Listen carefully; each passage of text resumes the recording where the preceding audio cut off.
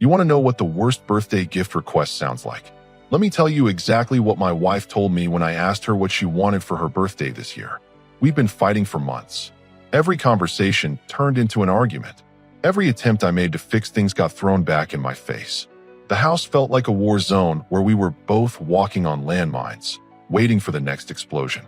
I was exhausted. She was exhausted. But I figured her birthday might be our chance to reset.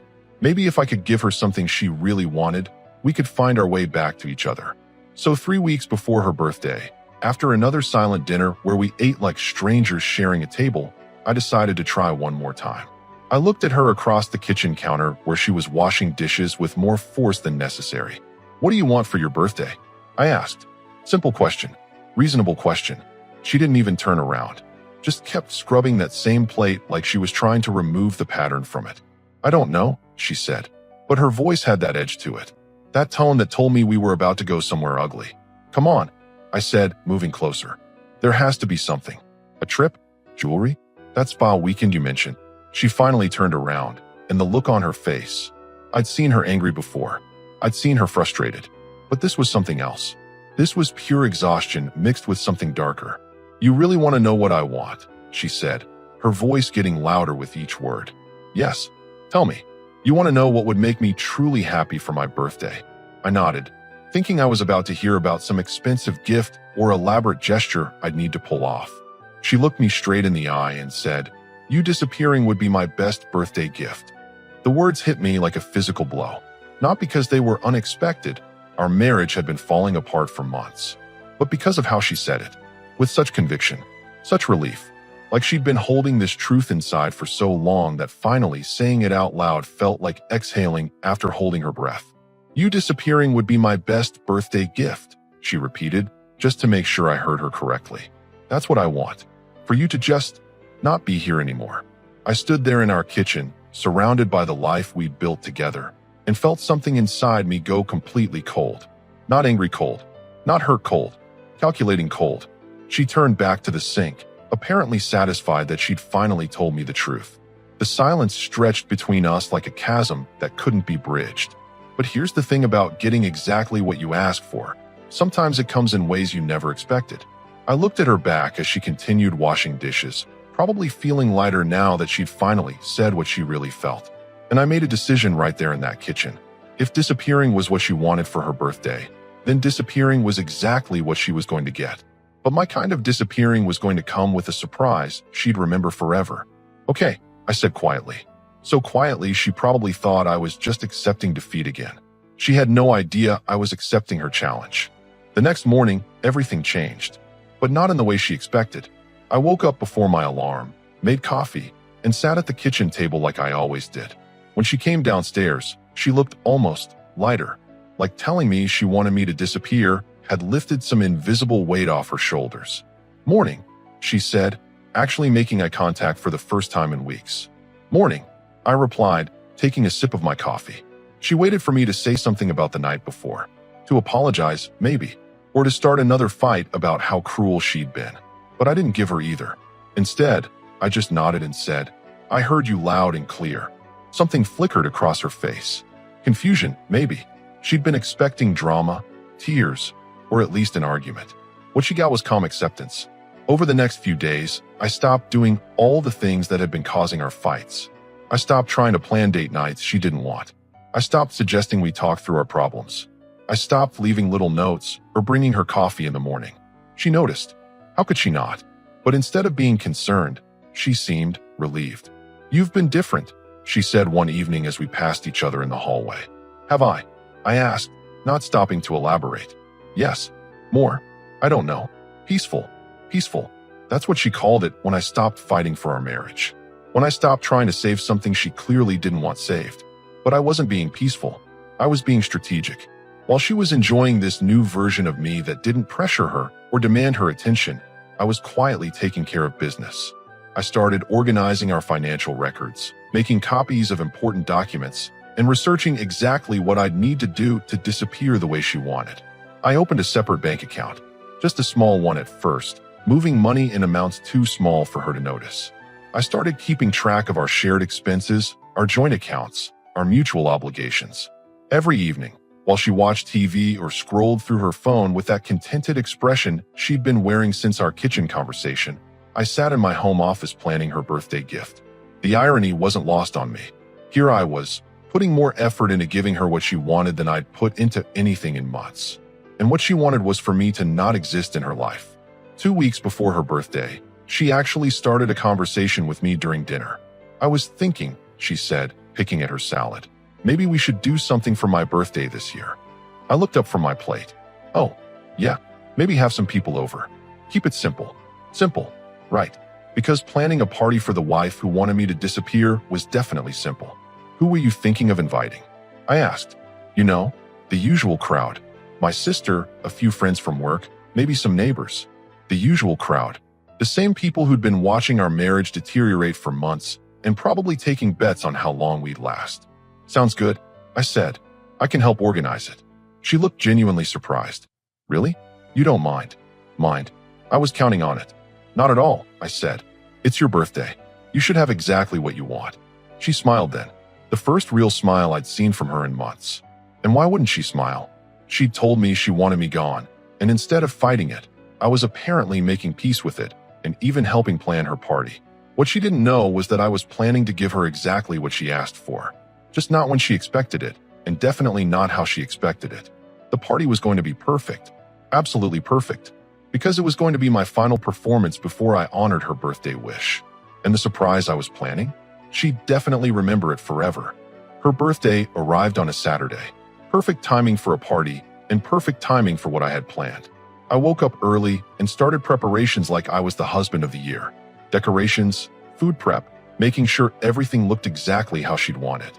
She kept looking at me with this mix of surprise and suspicion, like she couldn't figure out why I was being so helpful. "You're really going all out," she said, watching me hang streamers in the living room. "It's your birthday," I replied. "Shouldn't be anything less than perfect." By afternoon, the house looked great. Food was ready, drinks were chilled, music playlist was set. I even wore the shirt she'd bought me last Christmas that I'd never worn because we'd been fighting when she gave it to me. The first guests arrived around 4. Her sister showed up with her husband, followed by 3 of her work friends, then the neighbors from down the street. Everyone was in a good mood, and why wouldn't they be? Free food, free drinks, and front row seats to see how the couple who'd been having problems for months was doing. What they saw was a performance worthy of an Oscar. I was the perfect host. Attentive, charming, making sure everyone had what they needed. I complimented her dress, brought her drinks, laughed at her stories. To anyone watching, we looked like a couple who'd worked through their problems and come out stronger. Her sister pulled me aside in the kitchen while I was refilling the ice bucket. "I have to say, you two seem really good together today," she said. "We're working on things," I replied, which wasn't technically a lie. "She seems happy. Happier than she's been in a while." Happy. Of course she was happy. She'd told me she wanted me gone. I'd stopped fighting her on everything. And now here I was throwing her a perfect party while apparently accepting that our marriage was over. Around 7, while everyone was gathered in the living room sharing birthday stories, I watched her from across the room. She was genuinely laughing, surrounded by people who cared about her, looking more relaxed than I'd seen her in months. This was her moment. Her perfect birthday celebration with all the people she wanted there, in the house she loved, with the husband who was finally giving her what she wanted. I stepped outside onto the back patio for a moment. The evening air was cool, and I could hear laughter through the windows. In a few hours, this would all be over. The guests would go home. She'd probably thank me for the party, and then we'd go to bed like a normal married couple. Except tomorrow, her real birthday gift would begin. When I came back inside, she was opening presents. Jewelry from her sister, a spa gift card from her work friends, a bottle of wine from the neighbors. She looked genuinely happy with everything. "Where's your gift?" her sister asked me. I smiled and looked at my wife. "I'm saving the best for last." She looked curious, but not suspicious. Why would she be? I was being the perfect husband tonight. After the presents, we did cake and more drinks. By 10, people started saying their goodbyes. Her sister hugged her and whispered something that made her laugh. Her work friends promised to take her out for lunch next week. The neighbors thanked us for a lovely evening. By 10:30, it was just the two of us. She started collecting plates and glasses, humming quietly to herself. "Thank you," she said without looking at me. "This was really nice. I'm glad you enjoyed it." "I did. I really did." She paused, holding a stack of plates. Maybe we can do this more often. Have people over. Be social. Be social. Like we were going to have a future full of dinner parties and game nights. Maybe, I said. She went upstairs to change while I finished cleaning up. When she came back down in her pajamas, she looked younger somehow. Lighter. So, she said, settling onto the couch. You said you were saving the best for last. Where's my real present? I sat down next to her, close enough that she didn't pull away. Your real present, I said slowly, starts tomorrow. Tomorrow. Remember what you told me you wanted for your birthday? Her expression changed slightly. The lightness flickered. When I said that night, I was angry. We were both angry. No, I said calmly. You were honest. Maybe for the first time in months. She opened her mouth to say something, but I held up my hand. You wanted me to disappear. That's what you said would make you truly happy. The color drained from her face. So that's what I'm giving you. Exactly what you asked for. I woke up at 5 in the morning. She was still sleeping, curled up on her side of the bed like she'd been doing for months, as far away from me as possible without falling off the mattress. Last night after I told her about her real gift, she'd gone very quiet. Then she tried to backtrack, saying she didn't mean it, that she was just frustrated, that married couples say things they don't mean. But I'd stopped her right there. You meant it, I'd said, and I respect you enough to take you at your word. She'd gone to bed without another word. Now, in the gray light of early morning, I got dressed quietly and went downstairs to my office. Everything I needed was already prepared. Bank documents, copies of important papers, a list of contacts I'd need to reach. I'd spent 2 weeks setting this up. The separate account was funded and ready. I'd quietly moved my personal belongings, things that mattered to me, anyway, to a storage unit across town. My clothes, my books, a few family photos. Not enough for her to notice, but enough so I wouldn't be starting from nothing. I wrote the note on plain white paper. No dramatic flourishes, no emotional appeals. Just facts. You said you wanted me to disappear. You said it would be your best birthday gift. Consider your wish granted. Don't look for me. This is what you asked for. I left it on the kitchen counter where she'd find it when she came down for coffee. Then I took my keys, my wallet, and the single bag I'd packed the night before and walked out of the house we'd shared for 3 years. The morning air was crisp and quiet. No neighbors were awake yet. No traffic on our street. I got in my car and drove away from the life she'd told me she didn't want me in. I'd rented a small place on the other side of town under my new bank account. Nothing fancy, just a furnished studio that would work for what I needed. I'd paid 3 months up front in cash. By 7, I was settled in my temporary home, drinking coffee and watching the sun come up through unfamiliar windows. I knew she'd be waking up soon. She'd come downstairs expecting to find me making coffee like I had every morning for 3 years. Instead, she'd find my note. My phone was off. I'd bought a new one yesterday with a different number. The old phone was in a drawer in my new place, but I wasn't ready to deal with whatever messages might be waiting. Around 9, I turned it on briefly. 12 missed calls. 8 text messages. Where are you? This isn't funny. Come home so we can talk. You can't just leave. I didn't mean what I said. Please call me back. You're being ridiculous. Fine. Have your tantrum. But you'll be back. I turned the phone back off. She thought this was a tantrum, a dramatic gesture to get her attention or make her feel guilty. She had no idea this was just the beginning. Over the next few days, I established my new routine. I went to work like normal. I hadn't told anyone there what was happening. I ate meals alone, read books I'd been meaning to read, took walks in parts of town I'd never explored. It was quiet, peaceful even. Meanwhile, I knew she was probably cycling through the stages. First confusion, then anger, then maybe panic when she realized I wasn't coming back after a day or 2 like she expected. On Thursday, 5 days after I disappeared, I drove past our house on my way home from work. Her car was there, but so was her sister's. Reinforcements had been called in. I didn't stop. Friday, I checked my old phone again. 23 missed calls now. The text messages had gotten more desperate. Everyone's asking where you are. I told them we had a fight, but you'll be back. How long are you going to keep this up? I'm starting to get worried. Okay, I'm sorry. Is that what you want to hear? This is crazy. Just come home. Worried. Now she was worried. But this was what she'd asked for. Me, gone from her life. Her exact words were that it would make her truly happy. I was just making sure she got the full experience of what she'd requested. The real surprise was still coming. By the second week, the panic had fully set in. I knew because her sister started calling my work. My secretary mentioned that someone had been asking for me, claiming to be family, wanting to know if I was okay. Should I be concerned? She asked me Monday morning. No, I said. Just some personal drama. Nothing that affects work. Personal drama. That's what our marriage had become. I also knew she'd been to the police.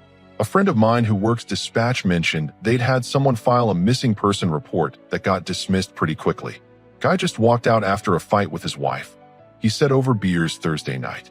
Happens all the time. They told her unless there's evidence of foul play, it's not really missing if he left voluntarily. He had no idea he was talking about me. The old phone now had 47 missed calls and more text messages than I cared to count. The tone had shifted from angry to desperate to something approaching genuine fear. I found your note. We need to talk. I know you're getting these messages. Your boss says you're still working. Why won't you come home? I'm sorry, okay? I shouldn't have said that. People are starting to ask questions. I don't know what to tell them. Please just call me. 5 minutes. I'm scared something happened to you. This isn't what I wanted. That last one made me laugh. Not what you wanted. She'd been very specific about what she wanted. Friday of the second week, I decided it was time for phase 2. I'd been patient. I'd given her the full experience of having me disappear from her life. She'd gotten exactly what she asked for. 2 weeks without me around, without my presence, without having to deal with me at all. Now she needed to understand what that really meant. I drove to the house at lunchtime when I knew she'd be at work. Using my key, I went inside to collect a few more things. But more importantly, I left some documents on the kitchen table. Divorce papers, already filled out, already signed by me, along with copies of our financial records showing how I'd quietly separated our accounts over the past month, how I'd moved my direct deposit to my new bank, how I'd removed my name from utilities, subscriptions, anything that tied me to that house. I also left the house keys, car keys to the car that was in both our names, but that I'd been making the payments on, credit cards that I'd already canceled, and one more note. You got what you wanted me gone. But disappearing means disappearing completely. The financial support disappears. The shared responsibilities disappear. Everything I brought to this marriage disappears, just like you requested. When she got home from work and found everything waiting for her, she'd realized this wasn't a tantrum or a dramatic gesture. This was me honoring her birthday wish with surgical precision. I went back to my studio and waited. The phone started ringing at 6:47 p.m. I let it ring. By 7:30, there were already 6 new voicemails. You can't just file for divorce without talking to me. This is insane. Come home so we can work this out. You can't take away everything and just leave. I never asked for this. You're being cruel. Please, we can fix this. But she had asked for this. She'd been very clear about it. She'd wanted me to disappear. She'd wanted her life to be better without me in it. Now she was getting the chance to find out if she was right. 3 weeks after her birthday, she finally found a way to reach me. I was at my new place on a Saturday evening when there was a knock at my door. I looked through the peephole, and there she was, looking like she hadn't slept in days. Her hair was pulled back messily, and she was still wearing her work clothes from yesterday. I opened the door, but didn't invite her in. We need to talk, she said. Do we? Don't do this. Don't act like you don't know why I'm here. I leaned against the doorframe. She looked around at my small studio, taking in the basic furniture and the boxes I still hadn't unpacked. You filed for divorce, she said. I did, without even discussing it. What was there to discuss? You made your feelings pretty clear. Her hands were shaking as she crossed her arms, trying to look more composed than she felt. I was angry when I said that. People say things when they're angry. You weren't angry, I said calmly. You were honest. Maybe for the first time in months. That's not true, isn't it? When was the last time you were actually happy to see me come home? When was the last time you looked forward to spending time with me? When was the last time you didn't act like my presence was an inconvenience? She opened her mouth to answer, then closed it. I gave you exactly what you asked for, I continued. You wanted me to disappear. I disappeared. You wanted your life to be better without me. Here's your chance to prove it. I can't afford the house payments alone, she said quietly. That's not my problem anymore. The utilities, the car payment, the insurance. All things you'll need to figure out now that you have the independence you wanted. She stared at me like I was a stranger, which, in a way, I guess I was. This isn't what I meant, she said. What did you mean then? When you said you wanted me to disappear, what exactly did you think that looked like? I don't know. I thought maybe we'd separate for a while. Get some space. Work on ourselves. While I continued paying for everything. while I waited around hoping you'd decide you could tolerate me again. That's exactly what you expected. You wanted all the benefits of not having me around with none of the consequences of actually not having me around. My neighbors were probably getting an earful of this conversation, but I didn't care. I've been thinking about what you said, she continued. About how I acted. You're right. I was taking you for granted. Were you? Or did you just realize that having me gone meant having to handle everything yourself? She flinched. I can change, she said. I'm sure you can, but not with me. Why not? I looked at her standing there in my doorway, 3 weeks after she'd gotten exactly what she asked for, now desperate to undo it. Because you killed something when you said what you said. You didn't just tell me you wanted space or that you needed time. You told me that your life would be better if I didn't exist in it. I didn't mean it like that. You meant it exactly like that. And you know what? Maybe you were right. Maybe your life will be better without me. Now you get to find out. She was crying now, which was more emotion than I'd seen from her in months. Please, she said. We can go to counseling. We can work on this. No, I said simply. We can't. I stepped back and started to close the door. You're really going to throw away 3 years of marriage over one thing I said. I paused with the door half closed. I'm not throwing anything away. I'm just honoring your birthday wish. You said disappearing would be your best gift. I made sure you got exactly what you asked for. Wait, she said, putting her hand against the door. Please don't do this. I looked at her one more time. The difference between us is this. When you said you wanted me gone, you meant it. When you say you want me back, you're just scared of the consequences of getting what you wanted. I closed the door and locked it. She stood outside for another 10 minutes, occasionally knocking and saying my name. Then I heard her footsteps walking away. 2 days later, the signed divorce papers arrived by mail. She'd made her choice. Just like I'd made mine the night she told me her birthday wish. Sometimes you get exactly what you asked for, and sometimes that's the last thing you actually wanted.